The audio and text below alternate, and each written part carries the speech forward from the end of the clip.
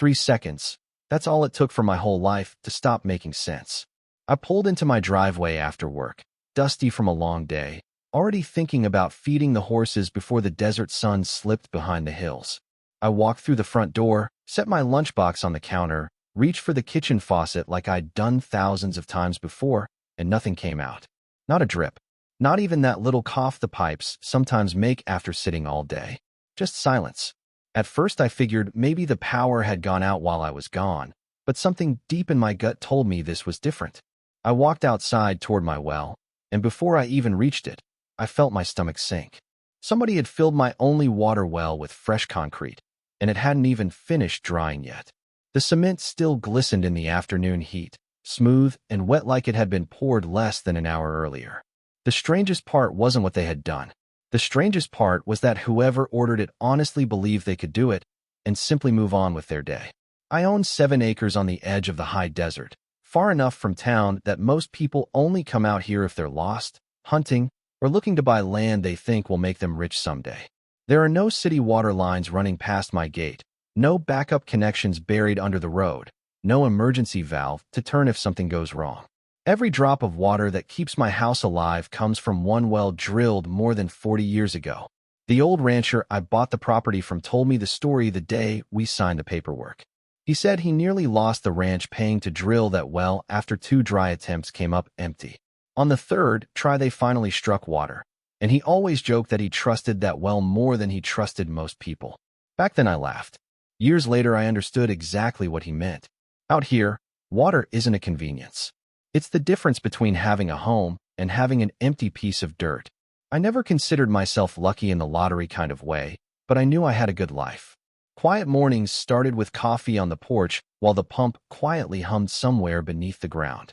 My horses wandered toward the trough every morning before I even carried their feed buckets. Chickens complained if breakfast was 5 minutes late. I kept a modest vegetable garden that somehow produced tomatoes sweeter than anything I'd ever bought at a grocery store. Every Saturday, I'd make the same slow walk around the property, checking fences, tightening loose wire, clearing tumbleweeds, making sure coyotes hadn't found a new way into the chicken run. It wasn't glamorous, but I slept well every night because everything around me had earned its place through years of steady work. The closest neighbor was almost a mile away, and that's exactly how we all liked it. We waved when we passed each other on the county road, borrowed a tractor or trailer when somebody needed help, then went right back to minding our own business. Nobody cared what truck you drove or how expensive your boots were. Around here, respect mattered more than appearances, and respecting another person's land wasn't just good manners. It was an unwritten rule. That quiet rhythm lasted nearly 15 years before the ranch bordering my western fence sold to a development company. At first, I didn't pay much attention. Land changes hands all the time. Then survey crews showed up. A few weeks later, bulldozers arrived. Soon after that came giant billboards advertising a luxury subdivision called Canyon Ridge Preserve.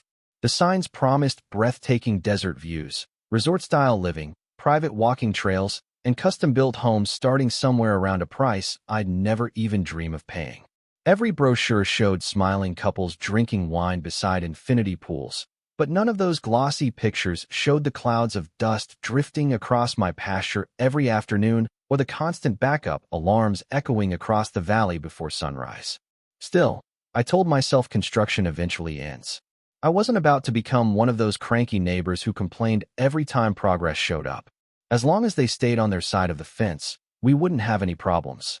That was probably the biggest mistake I made. About 2 weeks after construction started, a man walked down my fence line carrying a clipboard and wearing the cleanest work boots I'd ever seen on a construction site. His name was Grant Mercer. He introduced himself as the project superintendent, smiled like we were already friends, and apologized for disturbing me while I was replacing an old fence post. "Just verifying a few property markers," he said politely. "Big developments create a mountain of paperwork." That sounded reasonable enough. We talked for a couple of minutes about the weather, how dry the summer had been, and how quickly the subdivision seemed to be growing. Then his questions became a little more specific. He asked how long I'd owned the ranch. "Nearly 15 years, I answered. He asked whether I'd ever had survey disputes with neighboring properties. "Never once." Then his eyes drifted past me toward the well sitting behind the barn. "So that's where your water comes from?" he asked. I nodded. Sure does. He stared at the well longer than seemed necessary. Still active. Every day, I answered. Runs this whole place. He made a small note on his clipboard, looked back at me, smiled again, and simply said, good to know. I watched him walk back toward the construction site, and for reasons I couldn't explain, those 3 words kept bouncing around in my head long after he disappeared. Over the next month, little things started feeling off. Survey stakes kept appearing suspiciously close to my fence before disappearing the next day. A pair of construction workers stood near my property one afternoon, pointing toward the well while looking at rolled-up blueprints. Another morning, I caught a pickup parked outside my gate with 2 men taking pictures in my direction. When they noticed me watching, they drove away without saying a word. I mentioned it over coffee to my friend Walter one Saturday morning. He shrugged and said developers always liked knowing what surrounded their projects. Probably nothing, he said. Just keep your paperwork handy. I laughed and changed the subject. Looking back now, I wish I'd taken his advice a little more seriously. The following Monday started like every other workday. I fed the horses before sunrise, checked the garden one last time, locked the front door, climbed into my old pickup, and headed into town without giving the well a second thought. The pump had cycled normally before I left. Everything looked exactly the way it always had. I had absolutely no idea that while I was gone, someone next door was about to make the most expensive decision of their entire project. I pulled back into my driveway a little after 5 that afternoon, more tired than usual because we'd spent the entire day unloading irrigation equipment at work. All I could think about was washing the dust off my hands, pouring a glass of cold water, and getting outside before dark to check on the horses. The silence inside the house caught me first. You don't normally notice the sound of running water until it's gone, but somehow the whole place felt different. I turned the kitchen faucet once, then harder, then all the way. Nothing. I checked the bathroom sink. Nothing. I flushed the toilet. The tank barely trickled before giving up. That's strange, I muttered to myself. My first thought was the breaker panel. Maybe the pump had lost power. I walked into the utility room and opened the electrical box. Every breaker was exactly where it should be. The pressure tank gauge sat flat at 0. My stomach tightened. I grabbed a flashlight even though it was still daylight and headed toward the well. Halfway there I slowed down because I could already see something wasn't right. The steel cap that had protected that well for decades was gone. Gray concrete completely filled the casing from edge to edge, still shiny from the afternoon heat. Thin streams of wet cement had spilled over the sides and hardened across the dirt. Fresh tire tracks surrounded the area. Whoever had done it hadn't even tried to hide it. About 30 yards away, a cement mixer was still idling with its drum slowly turning. I walked straight toward the driver. He climbed down as I approached, wiping his hands on his jeans. Afternoon, he said casually. I looked him dead in the eye. Who told you to pour concrete into my well? His smile disappeared. The site's supervisor, he answered after a second. Said it was an abandoned casing that needed to be permanently sealed before grading. I pointed toward my house. You see those lights? You see that pressure tank? You see those horses standing next to an empty trough? That isn't an abandoned well. That's the only water source for everything you see. The driver looked genuinely uncomfortable. He glanced back toward the construction site, then back at me. Sir, I'm sorry. I just pour where the work order tells me. I believed him. He wasn't trying to argue. He honestly thought he had completed another routine job. I thanked him for being honest, pulled out my phone, and started recording everything. I filmed the fresh concrete from every angle. I recorded the truck number, the company logo, the license plate, the wet slurry running down the casing, the electrical conduit that had been pulled aside, the damaged wiring, even the footprints leading away from the well. Then I called the number Bryce, or rather Grant Mercer, had given me weeks earlier. He answered on the second ring, sounding annoyed, like I'd interrupted an important meeting. Grant speaking. You need to explain why your crew just filled my water well with concrete. There was a pause. Not a surprised pause, a calculating one. Right, he finally said. That well was listed inside the revised setback area. We were informed it wasn't active. I took a slow breath. You were informed wrong. It's active every single day. Another pause. Well, he replied in the most dismissive voice I'd heard in years. Then I guess you'll need to drill another one. For a second I honestly thought I'd misheard him. Excuse me. Look, these things happen during construction. We'll sort it out eventually. You filled a permitted water well on my property. He sighed loudly. Sir, I've got an entire subdivision to manage. If you want to file a complaint, call the office tomorrow. Then he hung up. I stood there staring at my phone, feeling something inside me change. Until that moment, I was angry. After that phone call, I became focused. Anger makes people do stupid things. Focus wins cases. I climbed into my truck and drove straight into town without saying another word to anyone. My attorney, Rebecca Collins, had helped me years earlier when I purchased the ranch and handled every piece of property paperwork since then. When I walked into her office carrying nothing but my phone, she immediately knew something was wrong. You look like you've seen a ghost, she said. Worse, I answered, handing her the phone. She watched the video without interrupting. Then she watched it again. When it ended, she leaned back in her chair, folded her hands, and asked one simple question. When was this recorded? Less than an hour ago. She nodded slowly. Good. Fresh evidence. She opened a filing cabinet and started pulling folders with my name on them. Original property survey. Well, drilling records from more than 40 years earlier. Pump installation permits. Electrical inspection reports. State groundwater registration. County water rights documentation. Every piece of paper that proved the well wasn't just legal, it was fully protected. She spread everything across the conference table like puzzle pieces. Grant Mercer just made the most expensive mistake of his career, she said calmly. This isn't simply vandalism. Water rights out here are treated very seriously. She picked up the phone and called the County Water Resources Division. She didn't exaggerate. She didn't make emotional speeches. She simply stated the facts. Active domestic well, legally permitted, intentionally sealed with concrete by adjacent development contractor. Immediate inspection requested. Whoever answered must have recognized how serious that was because within 2 hours, 3 county vehicles rolled onto my property. One inspector specialized in groundwater systems. Another handled construction compliance. The third represented environmental protection. None of them wasted time talking. They walked straight to the well carrying cameras, measuring equipment, permit maps, and inspection binders. The groundwater inspector crouched beside the casing, scraped away a little of the still soft concrete, and looked toward the others. Fresh pour, he said. Probably completed this afternoon.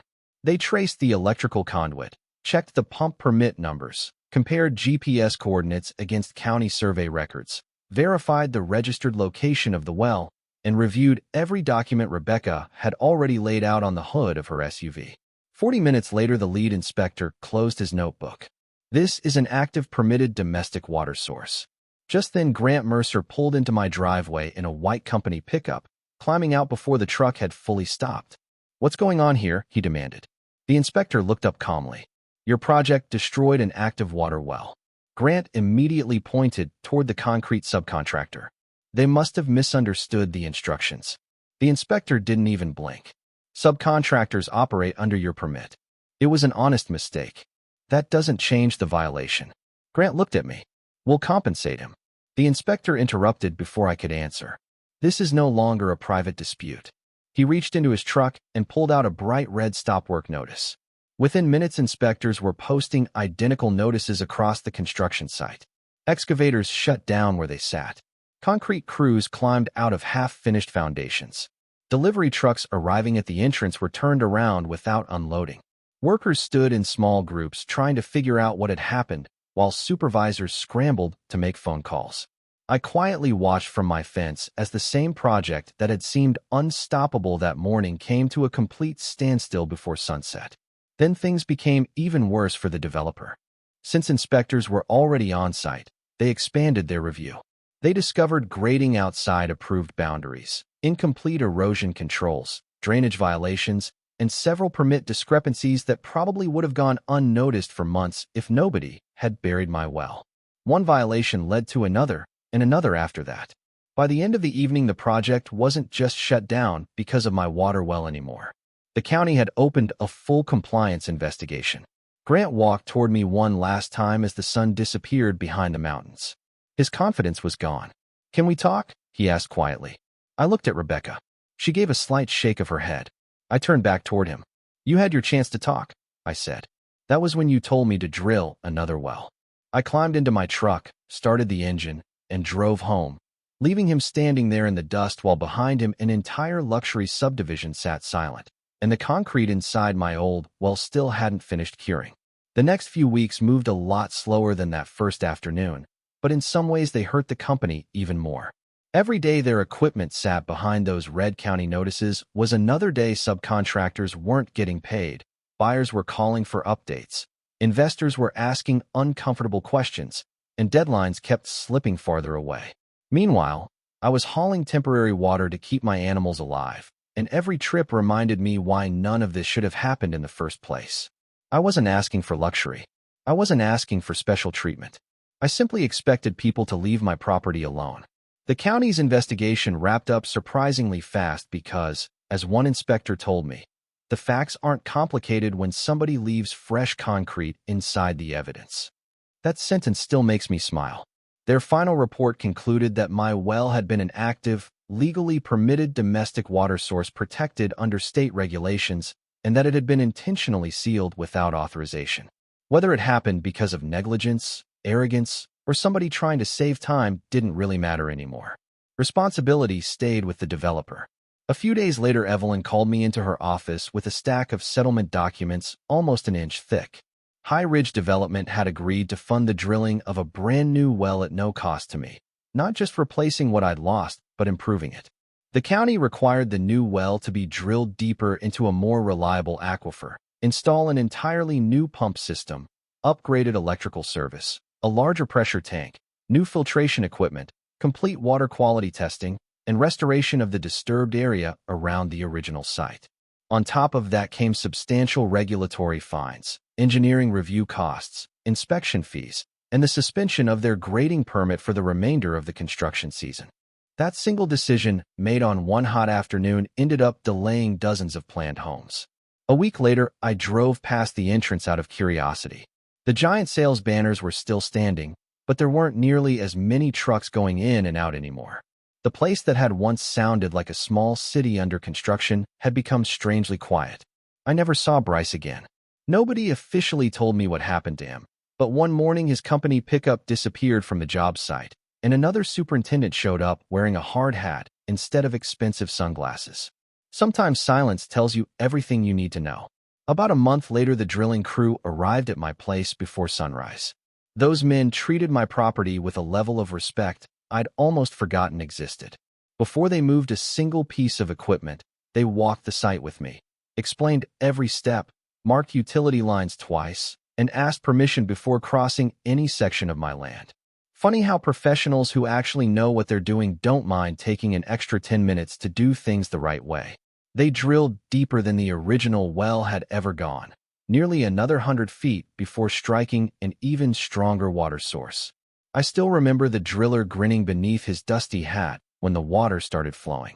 "Looks like you just got yourself an upgrade," he said. He wasn't kidding. The new system produced more water than the old one ever had. The pressure inside the house was stronger, the water tested cleaner, and even the garden seemed happier that summer.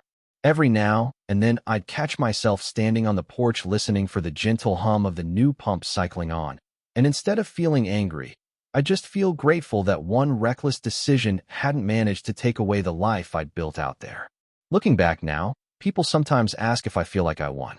Honestly, I don't think that's the right word. Winning would have been coming home that afternoon and finding my well exactly where I left it. Winning would have been never having to watch my horses wait beside empty water troughs or wonder how I was going to get through the next few days. What happened instead was accountability, and there's a difference. The law didn't punish them because I yelled the loudest. It didn't side with me because I was the little guy. It sided with facts, permits, records, photographs, and people willing to do their jobs without caring whose name was on the construction sign. That's probably the biggest lesson I carried away from all of this. When someone with money or authority tells you that your property, your rights, or your way of life doesn't matter, don't answer with anger. Answer with documentation. Answer with patience. Answer with the truth.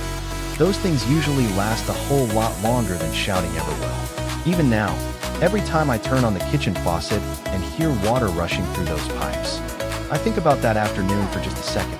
Not because I enjoy remembering it, but because it reminds me how quickly ordinary people can lose something essential when somebody else decides the rules don't apply to them. So here's the question I'd really like to leave with you. If your neighbor or a construction company destroyed the only water source your family depended on, and then casually told you to just drill another one, what would you have done? Would you have stayed calm like I did? Or do you think you would have handled it differently? Let me know down in the comments, because I'm genuinely curious where people draw that line. And if you enjoy true style stories about property disputes, legal battles, and everyday people standing their ground the right way, don't forget to like this video, subscribe to the channel, and share it with someone who believes that respecting another person's property should never be optional. You never know. The next story might remind all of us that the smallest decision can sometimes bring down the biggest project.